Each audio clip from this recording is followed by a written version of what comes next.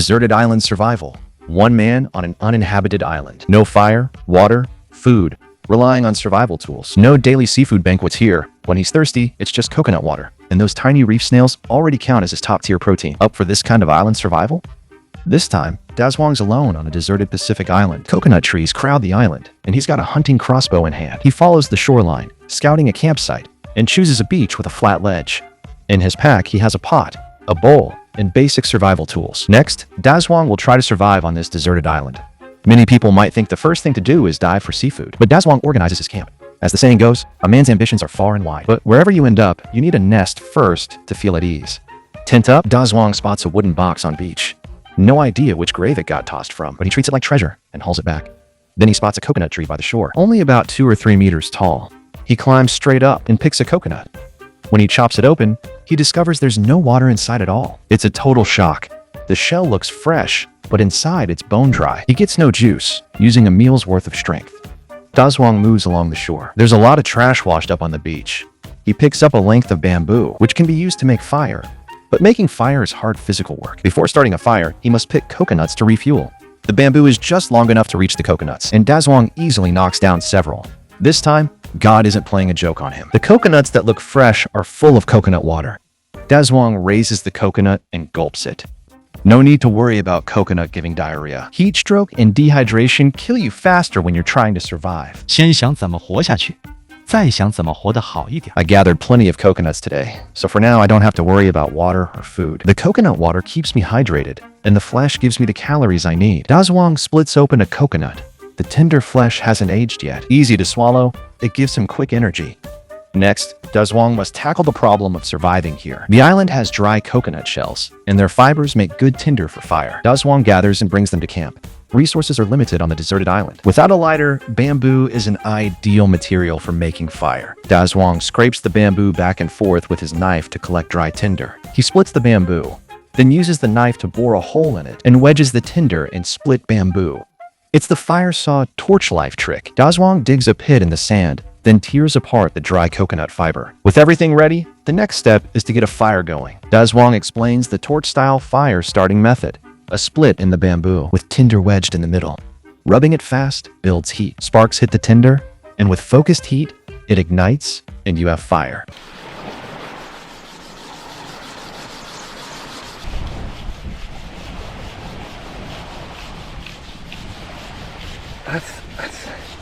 Come on, baby. Come on. I've been at this for so long. Come on, baby.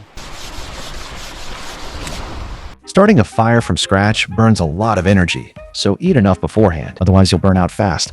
After grinding away for a while, Dazwong saw there were barely any embers in the tinder, likely because the gap was too wide to catch embers. He reshaped a bamboo piece and fluffed the tinder up even more. With his fire kit ready again, Dazwong cracked open another coconut. Starting the fire had drained his energy, so after eating and drinking, he tried again.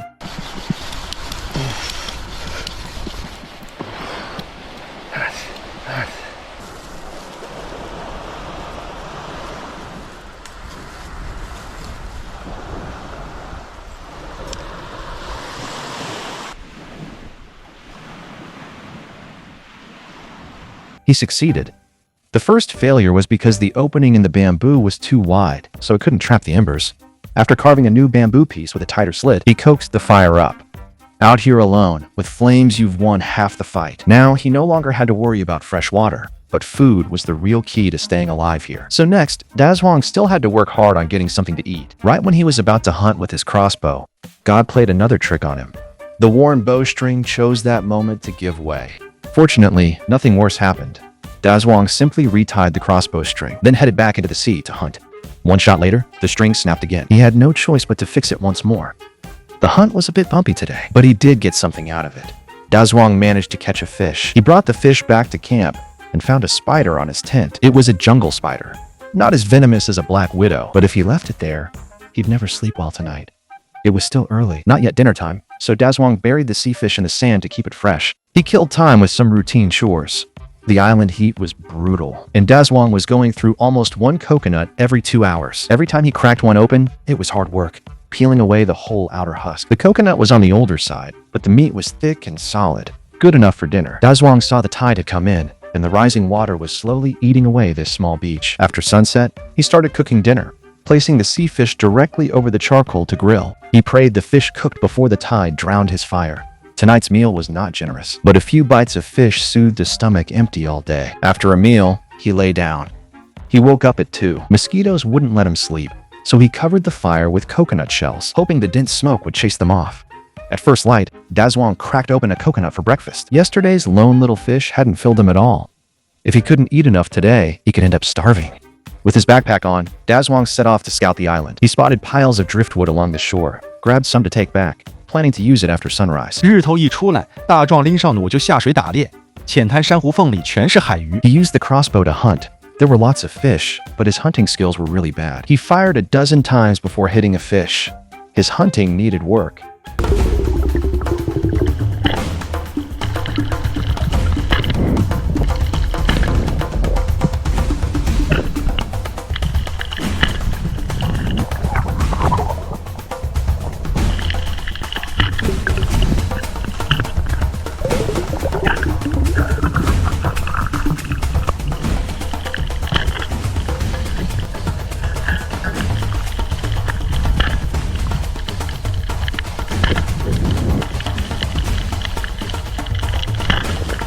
After hours of effort, Dazwang came back with a catch. As soon as he hit the beach, he went to gather leaves. Craving a different taste today, he bundled the fish up in the leaves. He planned to cook the fish using a primitive steaming method. That way, the fish would retain all its nutrients and be a bit healthier. Before cooking dinner, though, he buried the fish in the sand so they'd stay fresh. After a quick break, the tide crept back in.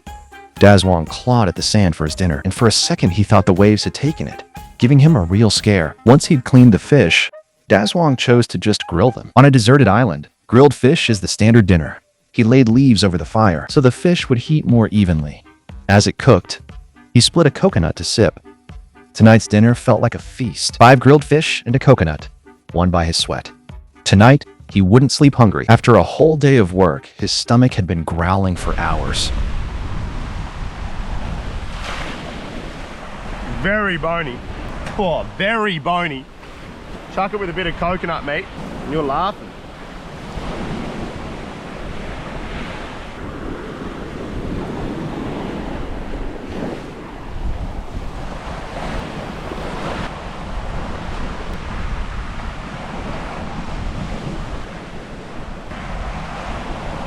After eating, before turning in, he smothered the fire to make thick smoke to keep mosquitoes and bugs away. At dawn on the 3rd day, Dazwang decided to move and survive in a new spot. The island's so big that he had to keep checking out new spots. He set off again along the beach. This island really is short on resources. 走了好几个小时，他终于找到勉强能用的地方，砍了些椰子，叶搭个窝。 Planning to build a shelter here. He cleared a flat patch of ground, then began setting it up. Out here, if it stays dry, the shelter can be very simple. With just a bit of work, Dazwang had a basic shelter built. Although coconuts were everywhere, Dazwang still wanted his own source of fresh water. He dug a pit in the ground, trying to collect fresh water through seepage. As the hole got deeper, the soil he dug out started to feel damp. After a short wait, he watched water slowly gather at the bottom of the pit. This is a good sign. As long as I wait long enough, water in the pit keeps collecting. It looks okay, and once boiled, it works as milk tea. Before he can get proper fresh water, Dazwang still has to depend on coconuts for hydration. To get water sooner, he keeps digging the pit deeper. Now he could only wait for the water to seep in, so he went to pick a few coconuts by the shore. He hugged 4 coconuts back to camp.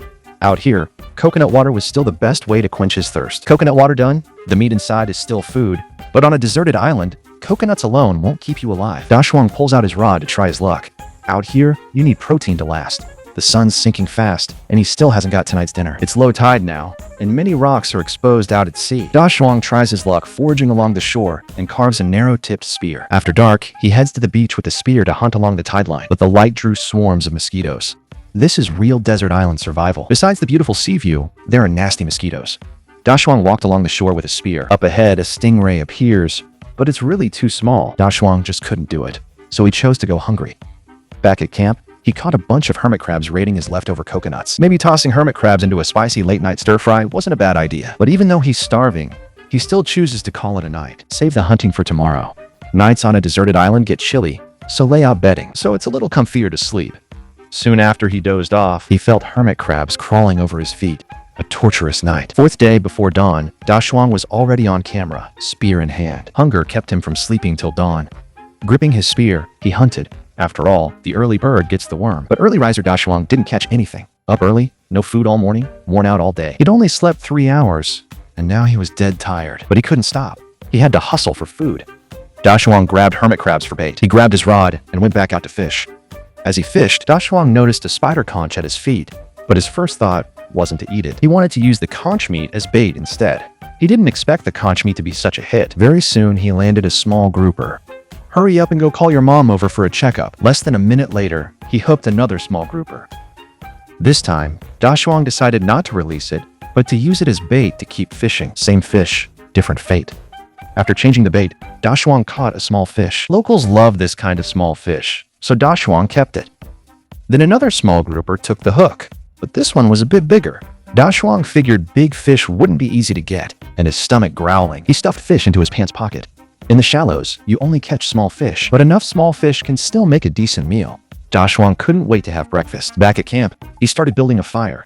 Inland, dry coconut leaves were all around, so Da Shuang grabbed some and brought them back. With a cup, he headed inland. The pit he dug yesterday seeped water, and Da Shuang filled a cup. It reeked so badly he couldn't drink it as is. Still, it was fresh water, and there were coconuts everywhere. Da Shuang wasn't about to mess with that stinky water. Coconut water was still his best bet. Back at camp, he split a coconut, drank up, and felt his strength return. He went straight into prepping dinner, hauling over a pile of coral rocks, and dug a small fire pit by the shelter.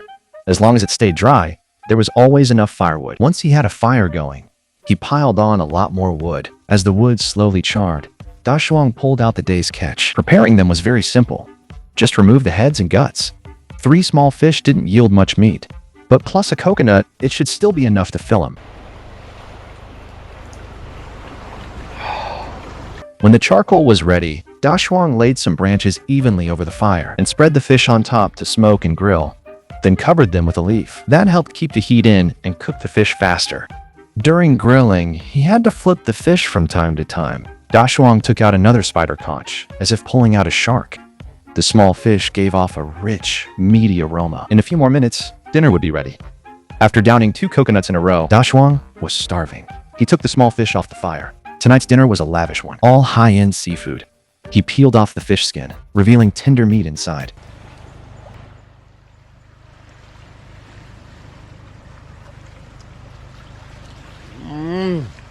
That is yummy.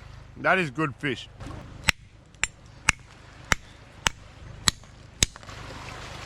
Oh!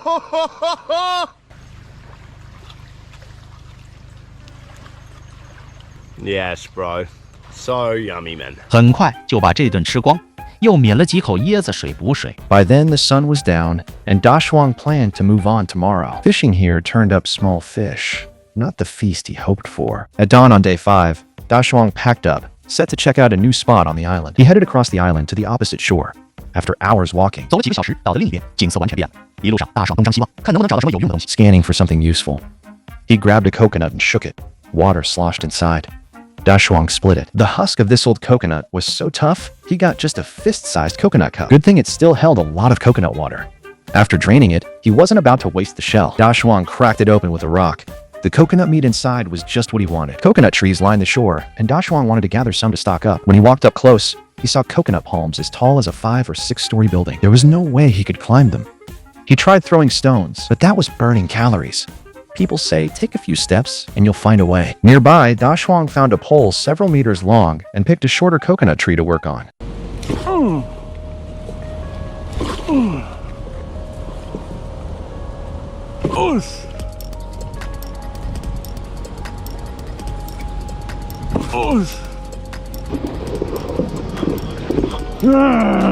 After a bit of work, he got a fresh coconut down, and he wasn't about to quit. He swung a bamboo pole to knock down coconuts, and soon his moves were smoother. He'd stacked dozens of kilos of coconuts. Out here, coconut water was the best way to quench thirst. He poured all the leftover coconut water into a bottle, filling it to the brim. Next time he's thirsty, drinking will be easier. Up ahead was bare rock, so Da Shuang took his fishing line to try his luck. The hook was one he'd found on the beach. He cast for 10 minutes or so, but no fish took the bait. Most likely the surf on the reef was too rough. Da Shuang switched to a different hook and went looking for a spot where the sea was calmer. The old pier on the deserted island proved a good spot.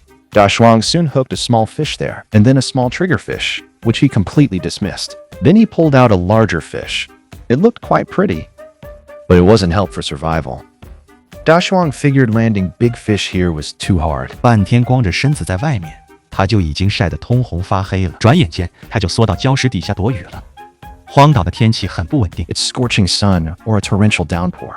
Many reefs here. Da Shuang grabbed a big sea snail here. If he can't catch fish, he'll have to live on these. 今晚这顿有着落了，把肉从壳里挤出来，再生火烤着吃。 Rain's just passed and everything's soaked, so Da Shuang opts to start a friction fire. He whittled a drill stick with a small knife, then spun it by hand, shaving charcoal onto the tinder.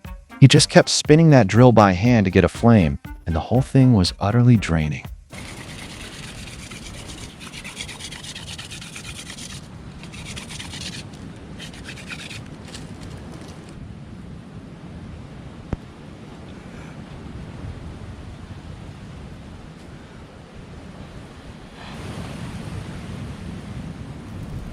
I didn't expect he'd really get a fire going this way. Seems easy enough, yeah? Hurry up and try it yourselves. Fire sorted on a deserted island, and dinner's on. He put sea snails straight onto the charcoal to roast. The ingredients were monotonous, but they're all high-end seafood. After eating his fill, Da Shuang starts looking for a spot to build a shelter. Here on a black sand beach, Da Shuang starts gathering stuff to build a shelter. Plants bamboo pole upright in the ground, then lays more bamboo on both sides to form a frame, but finds it's not enough. So he returns to the beach and gets more bamboo. He dug the shelter floor about 10 centimeters deeper. The pit that looks like a grave is actually a shelter. He explains why he avoided the shady spots. At night, there are way more mosquitoes by the woods. Only a seasoned castaway Da Shuang with island survival experience would know this. With the shelter frame done, Da Shuang piles on dry leaves as a cover. Didn't expect shelter building to be this easy, and even this old tire doubles as a chair. The shelter's sturdy enough that as long as it doesn't pour, it'll be just fine. The space inside is quite large, enough for an adult to lie down in. If he gets a fire going at the entrance, it'll be just right. Before the sun goes down, Da Shuang heads out to walk the shoreline, where the sand is littered with old slippers. He spots a decent pair and slips them on. Amid the junk, he can also pick up coconuts. Before he finds other food, these coconuts are his most precious lifeline. Da Shuang scours for coconuts, splitting them open upon finding them. The coconut water in them is pretty little, but as long as they're not spoiled, he can still eat them. After peeling the husk, Da Shuang takes the coconut back. He still hasn't found fresh water, so this coconut is his only lifeline. The beach is littered with old slippers. When Da Shuang spots a pair, he slips them on. No luck hunting today. Da Shuang can only have a coconut for dinner. Nightlife on a deserted island is pretty dull, so he crashes early. Come day 6, Da Shuang complains that last night's sleep was very bad. The wind howled all night, blowing sand into his mouth. Breakfast is still coconut, and this is the last one he has. He pokes a hole, planning to drink half and save the rest. Now on a black sand beach. It's not as gorgeous as golden sand, but this black beach has its own charm. Da Shuang looks around, and when he turns back, wild dogs suddenly appear. This gives him a scare. Under a funnel tree, there's only useless trash. Da Shuang picks up some of the junk to take back. With the weather this good, he decides to build a distillation setup here. He digs a large pit, but dark clouds soon roll in overhead. This setup can catch rain and also slowly distill fresh water. In just a few minutes, droplets have already started to form on the plastic sheet, but that's not enough. Da Shuang picks leaves and throws them into the pit, drawing out water through plant transpiration. People say being good at math, physics, and chemistry, you can handle anything. Da Shuang cuts a plastic bottle and sets it in the middle to catch the fresh water. Then he stretches the clear plastic bag over the pit and sets a stone in the center so the water drips down. If you're ever stuck on a deserted island, you can use this trick to get fresh water too. After that, you just wait it out. Da Shuang heads inland to explore. He spots a tree leaking sticky sap. No, it didn't catch a cold and get a runny nose. This white sticky stuff is tree resin. Out in the wild, you can use it as a fire starter, make torches, or even repair boats, and so on. He grabs a fallen old coconut, but these old ones aren't always good to eat. There are many funnel trees on the island, and their cores usually contain beetle larvae. It's a pity Da Shuang doesn't know this. When he gets back to camp, he sees that the distillation setup has already started to produce fresh water. Right now, he's down to half a bottle of coconut water, and that's his only fresh water. But Da Shuang still drinks it all. Since his distillation rig is already making fresh water, he plans to make fire first. On a deserted island, a common way is drilling wood, or you can use a glass bottle to focus sunlight and light a fire. Da Shuang rubs the coconut fiber into shreds. Finer fibers ignite more easily under high heat. Next, he just uses the glass bottle to focus sunlight and ignite the tinder. He holds the glass bottle under the sun, concentrating a fire dragon of light. Soon, dense smoke curls up. This way beats drilling wood and saves strength, and it doesn't drain his strength. Dazwang soon gets a glowing ember. With a gentle blow, he ignites the tinder, and with fire, he can cook food. Dazwang goes to the reef to hunt food. The rocks are covered in sea snails, but those tiny snails can't really fill his stomach.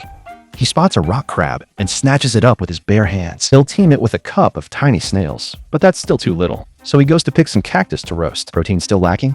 Cactus helps. Dazwang returns to camp to check the distillation. To his surprise, the bottle's already gathered a few sips of fresh water. He calls that a win. He cooks the snails in seawater, then tosses the crab right onto the coals to roast. Tonight's dinner's special: tiny seafood and wild veggies. The sea snails are tiny, so Dazwang uses a fish hook to pull the meat out. They're bite-sized nibbles. He can't bring himself to drain precious water, taking small sips. Okay, that's today's episode. Remember to like and subscribe for more deserted island survival.